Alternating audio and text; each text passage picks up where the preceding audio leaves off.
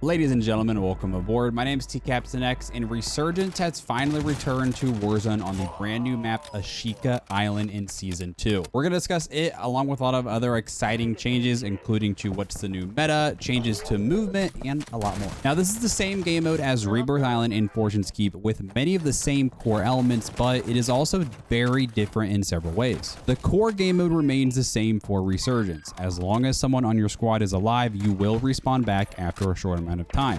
However, there are a lot more ways to speed up this respawn timer than previously. Things like simply moving a certain amount of distance or even just breaking armor on an enemy will help your teammates respawn faster, along with the usual like looting and eliminating enemies.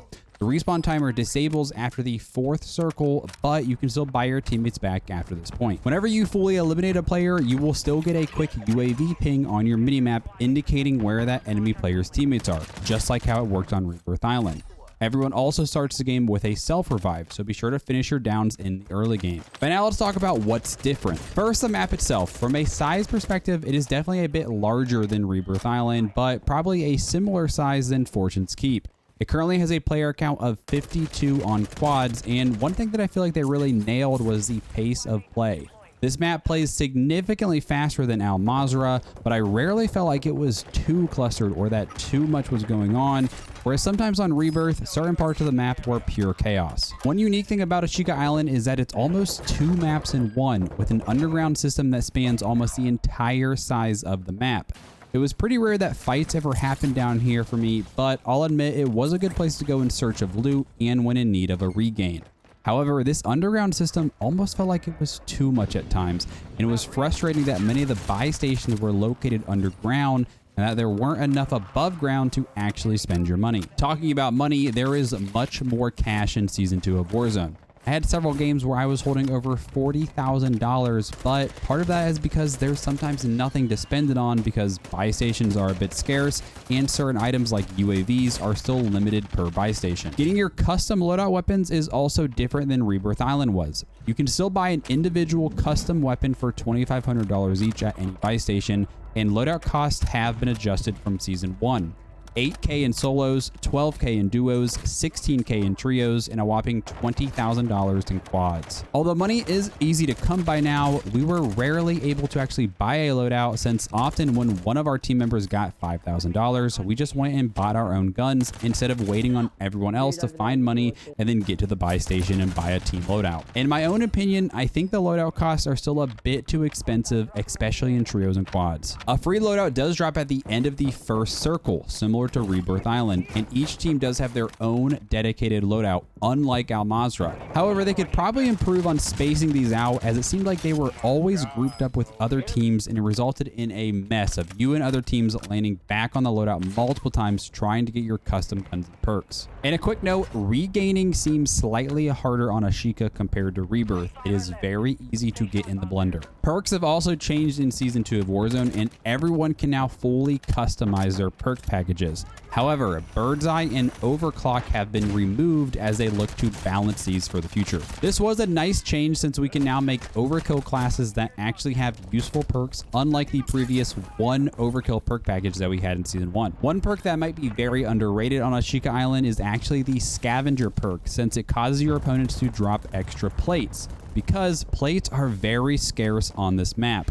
There was initially a bug where players were not dropping any plates when eliminated at the launch, but this has been fixed. But even after this, it feels like you are always running out of plates, so hopefully that is something they address soon. Looting has changed quite a bit, and you no longer have to look through backpacks. Instead, all loot will just spit out onto the ground when you eliminate a player or when opening loot boxes.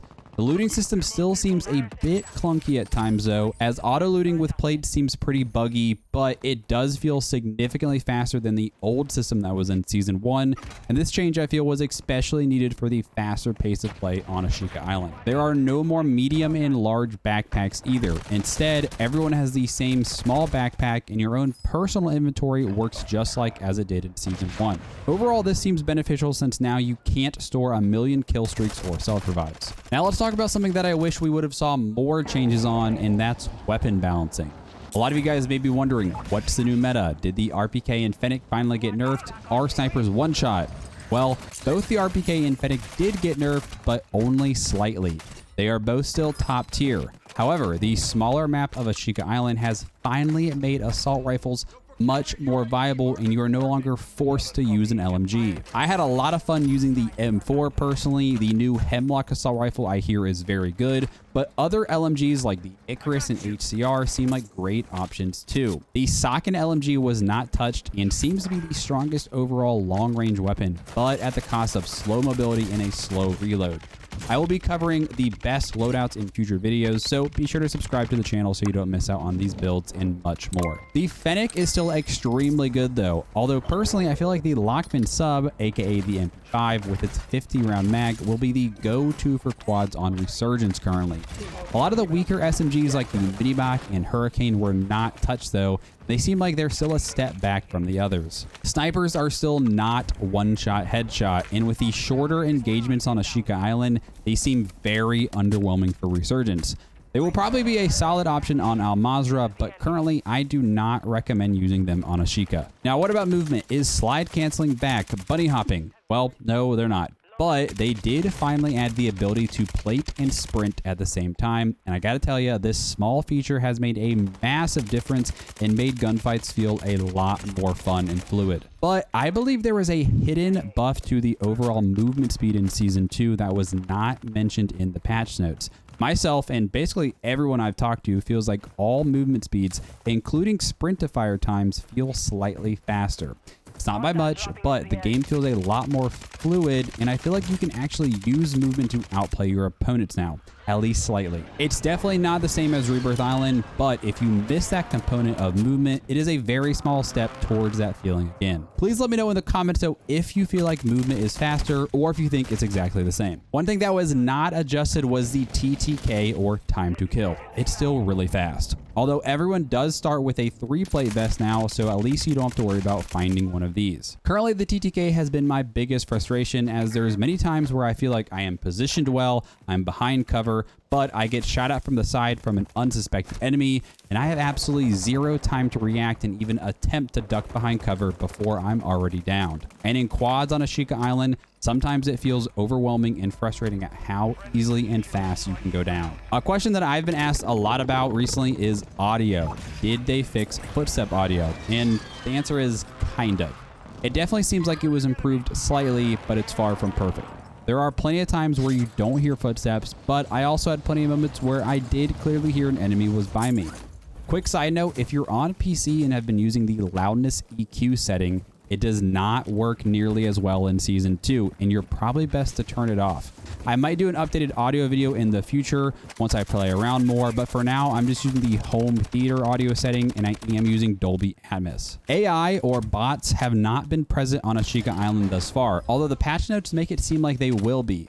There are no plans for strongholds or black sites on Ashika, but it seems like they will spawn during certain events or contracts.